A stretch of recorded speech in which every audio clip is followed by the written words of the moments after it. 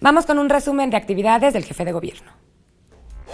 Lunes, el jefe de gobierno Miguel Ángel Mancera informó que se instalarán 1,000 nuevos altavoces con alerta sísmica en la Ciudad de México, esto durante el corte informativo del día.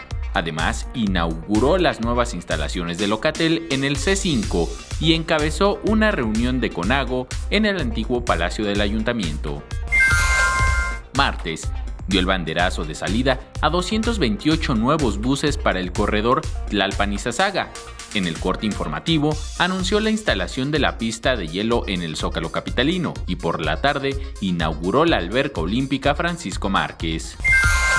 Miércoles, Mancera Espinosa anunció un nuevo esquema de créditos para adultos mayores en materia de reconstrucción.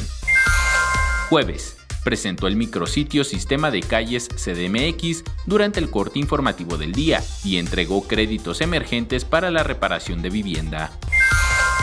Viernes, el mandatario lamentó que la Cámara de Diputados mantenga congelada la propuesta de ley para incrementar el castigo a la aportación ilegal de armas en el corte informativo. Terminó la actividad pública asistiendo a la tercera sesión ordinaria del Consejo Económico y Social. Enrique Muñiz, 21 Noticias.